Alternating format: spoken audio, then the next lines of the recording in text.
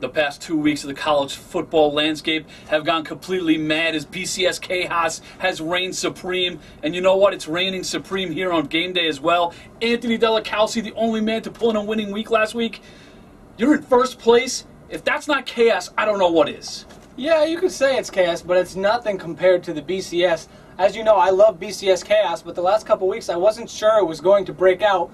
But last weekend, watching games, once Clemson failed miserably against NC State, I thought to myself, let's go. Let's have all the one-loss teams just lose, and let's just throw it into chaos. So I'm rooting for chaos the last couple weeks. I just want upsets galore. I want more chaos because the last thing I want is LSU, Alabama 2. We'll call it Field Goal Fest 2. Nobody wants to see that. I certainly don't. Oregon, Chip Kelly, you're a disgrace for what you did to me. You blew that game, and now it looks like a rematch. Yeah, you could get a rematch. We're definitely going to get some SEC flavor because the top 3 teams in the BCS standings are all SEC teams. There's a very good possibility that 2 of the 3 of them will play in the national title game. It'll be interesting to see how it shakes out. Obviously, a lot left to be determined. A lot of talk about, a lot of rivalries here on game day.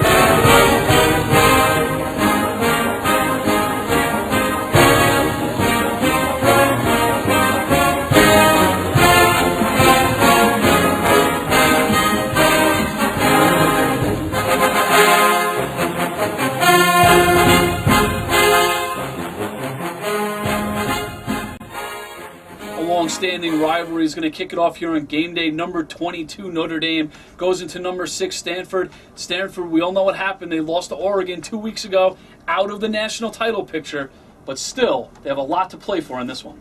Yeah, absolutely. They can get a chance to get into a BCS Bowl as an at-large team. Obviously, this has no bearing on the Pac-12 race. Whatever happens with Oregon and playing Oregon State, that's going to decide what happens with Stanford, whether they can get to the Pac-12 championship game. But this is a big matchup for both teams. Stanford obviously wants to prove they can still beat a good opponent after really struggling against Oregon. And Notre Dame would like to get a marquee win, kind of get some momentum heading into the bowl season, get themselves into a much better bowl. It's also a possibility for Andrew Luck to work his way to the top of the Heisman race. He's taken a step back the past 2 weeks. Subpar games for him, but everyone else is failing in the Heisman race, much like the BCS chase, so Andrew Luck probably still number 1. He should have a big game in this one. Who wins it? Yeah, I think Luck will have a big game, but I told you, I think chaos is going to break out this week and continue to break out, I should say. Notre Dame pulls an upset, 38-35. Wow, Stanford -6 in this one.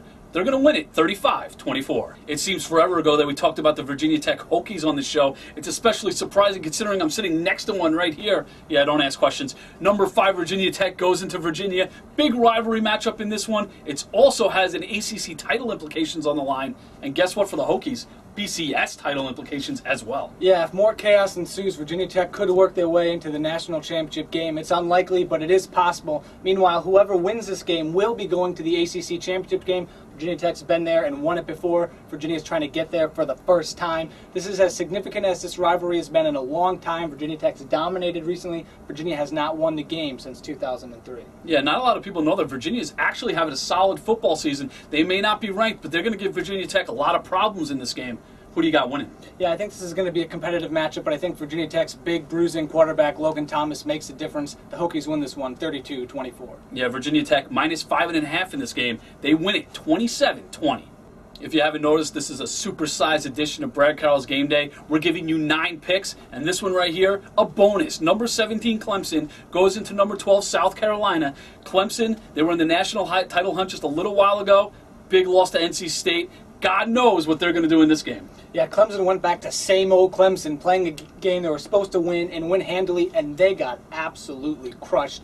I was shocked. I was really surprised. I thought they had turned a corner. Meanwhile, South Carolina quietly has been playing pretty decent football the second half of the season. They're not scoring all the points that a Steve Spurrier team normally does, but they're winning games. South Carolina and the Steve Spurrier has become almost a defensive game, not an offensive one. This one, I can't say a lot of points are going to be scored on South Carolina's side. I got to think Clemson is going to bounce back a little bit. Who wins? See, I think there are going to be a lot of points scored, especially after the way Clemson's defense played last week. I like South Carolina in this game, 33-27. Well, Clemson's +4 in this game. I got him in an upset, 31-28. The latest, greatest matchup of the millennium is taking place Friday afternoon. Number 3 Arkansas goes into number 1 LSU. We all know the implications in this one. LSU needs to win to qualify for the BCS National Championship. Arkansas needs to pull off an upset to get there on by themselves. This one's going to be a great one. Yeah, it's going to be, and it's interesting. After LSU played LSU. You know what? Here's a shocker. The evil one is going to hold off on all personal attacks this week. With it being Thanksgiving, I've decided to be the gentle one towards the two hosts. But I do have to shell out a little bit of hate, and that goes to Oregon coach Chip Kelly and his totalist master of the clock as the Ducks fell to USC, and also to Oklahoma State for losing to Iowa State. With both of those teams losing, that all but assures a rematch of the Bourne Fest known as LSU and Alabama. Anyway, on to my picks.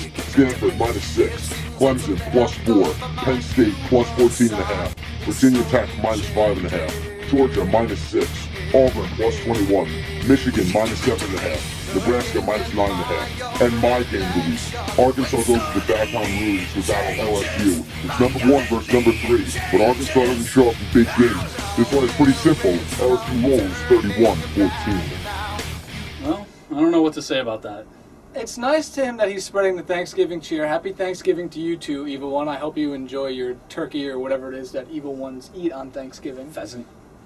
Maybe. I could picture him going out hunting, shooting some things, get out his aggression. But I disagree with him on the Alabama-LSU Boarfest. That was a great game. Just because there weren't lots of points scored, what, you don't like defensive matchups anymore? We have to have like 50 points scored for us to be entertained? Not 50 points, but you got to have a little bit of excitement. That game, the crowd was so into it in the beginning.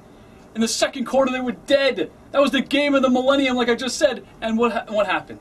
It became a bore fest. It really did. I don't want to see that again, but it looks like we're going to get it. Well, I think we're going to get first LSU, Arkansas, and I think we're going to see some offense, some points scored on this one. So you won't see all that craziness unfolding. This is obviously a huge game. Arkansas has a chance to work its way into the SEC title game, maybe into the national championship picture. It's going to be really interesting because if Arkansas wins, Arkansas, LSU, and Alabama will end up in a 3-way tie in the SEC West.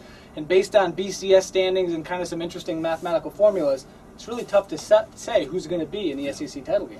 They'll be waiting for Georgia in that game. Who knows what's going to happen? This one is a great matchup. Like you said, there's going to be a ton of points in this one, I think. Arkansas has a great offense. LSU, surprisingly, has a very explosive offense as well. The difference, LSU has a great defense. Yeah, I think that is the difference. A week ago, 2 weeks ago, I was ready to pick Arkansas in this game. I really thought they were going to win. These two teams have played a lot of close games in recent memory, but after the way LSU just dominated last week, I know Ole Miss is no good. I got to like LSU in this game. They keep winning 26-23. Yeah, LSU, they're minus 13.5 in this game. They win it 38-24.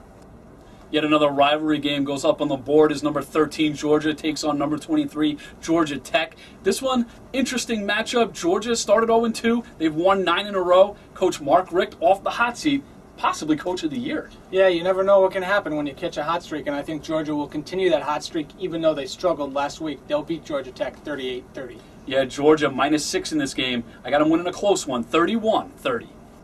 The team we've been talking about since the top of the show, number 2 Alabama, has a huge matchup with a rival, number 24 Auburn. This one's huge, Iron Bowl. We all know the circumstances. We all know what can happen if Alabama wins or loses. This one's going to be a great one, I think. Yeah, Alabama's looking for revenge. They had Auburn on the ropes last year, and they fell apart. Cam Newton led a great comeback. Obviously, Auburn eventually won the national title. This is the first meeting of the team since that whole tree poisoning incident with the Alabama fan messing with Auburn. Auburn's at home in this one. They're going to have a lot of motivation to knock off Alabama and mess up their season. A lot of motivation, not the same players as they had last year when they went on that magical run. Obviously, Cam Newton's not there. A lot of defensive players not there. Auburn, they still are winning games. They're still surprising people. Do they have one more surprise in them to knock off Alabama? I say they do. Let the chaos continue. Auburn pulls the upset against the Alabama team that hasn't been playing as well of late. 23-20 Tigers. Anthony with a huge pick. Alabama's minus 21 in this game. I got them winning it 37-20. The SEC always gets plenty of love, and a lot of times it's just the media going overboard with their love of the conference. But you got to give the conference its due right now. LSU, Alabama, Arkansas, the top 3 teams in the BCS, they're in prime position to play for the national championship. You could get an all-SEC national championship. It's amazing what that conference has put on the field. Welcome to the Penthouse. This is one of the easiest Doghouse segments I've done all year. Chip Kelly, Oregon football, you're in the Doghouse. That final drive against USC was embarrassing. The way you mismanaged the clock, I don't even know how you're a head football coach in major college football. It was that bad. Calling your first time out with 7 seconds left, inexcusable, cost you the game, and it cost your team a national title game appearance. I hope you're happy with yourself. We're going to close out the show with 3 Big Ten games. One of them, this one, features Iowa going into Nebraska. Nebraska blew their opportunity to make it to the Big Ten championship game by losing to Michigan big last week. Iowa, they pulled off some upsets of their own. It's going to be an interesting matchup. Yeah, 2 teams who just have not been able to find consistency this year, and that's part of the reason why they've struggled from time to time. Nebraska, I don't know what, they forgot to show up last week against Michigan. They just got housed. I don't really know what to make of this matchup. It depends on which team shows up with their A game, because that's been the problem for the teams this year. Yeah, Nebraska, you thought their defense was their strength. They let up 45 to Michigan. Iowa beat Michigan. They were at home. That was a little bit of a controversial ending in that one. Michigan playing really well, but who wins this game between Iowa and Nebraska? Yeah, this is the start of a new Big Ten rivalry between these 2 schools. I think Iowa starts off on the winning foot. They'll win this one 23-20. Wow, you're just chock full of upsets this week, Anthony. Nebraska minus 9.5 in this game. They bounce back 30-20. Next up is one of the greatest rivalries in college football. Ohio State goes into number 15, Michigan. We just talked about the Wolverines. They're coming off a huge victory over Nebraska. Ohio State, on the other hand, they're coming off a huge disappointing loss to Penn State. They were 7-point favorites in that game. Still, one of the greatest rivalries there is. Yeah, obviously flying under the radar in terms of national significance, but you don't have to tell Wolverine fans or Buckeye fans the importance of this game. They're up for it and ready for it every single year. Michigan has really struggled in this rivalry recently, but they have the better team this year. Obviously, this would be their chance to get a big win. I really got to give them credit because I was surprised at the way they pounded Nebraska last week. I think everyone was. Ohio State, on the other hand, they started in controversy. They started in scandal. They're ending the same way. Urban Meyer, the former Florida coach, he may or may not be the head coach. No one knows of the Buckeyes. We all knew Luke Fickell wasn't going to last. Is Urban Meyer going to be the coach? Yeah, it's going to be interesting to find out. He said he wanted to spend time with his family and everything, so if he comes back after just 1 year, I'd be kind of skeptical. I mean, if you take, I assume he's going to be another coach again, but I assume he's going to have a few years off to spend time with that family and all that other stuff. But regardless of who's coaching Ohio State this week, it doesn't matter. Michigan's the better team. They win this one 30-20. Yeah, Michigan minus 7.5 in this one. They win it 34-24. We close out this jam-packed edition of Brad Carroll's Game Day with a de facto semifinal for the Big Ten Championship. Number 19 Penn State takes on number 16 Wisconsin. Simple enough, the winner of this game takes on Michigan State in the inaugural Big Ten Championship. Both teams are going to want to play for that championship. Absolutely. This matchup they saw coming from a couple weeks away. Penn State, strictly from a football sense, I've been really impressed with the way they've been able to focus since all the controversies broken out. They played a really close game against Nebraska, got a big win against Ohio State last week. Their defense, obviously, is the calling card of that team. They're going to need the defense to slow down Russell Wilson in Wisconsin, which has been no easy task this year. Yeah, Wisconsin was the trendy pick to win the national championship way back in the early of the season. They've lost 2 games since. They've lost a lot of their luster. Still, they got a great offense. Defense is good, too. Penn State, no offense, good defense.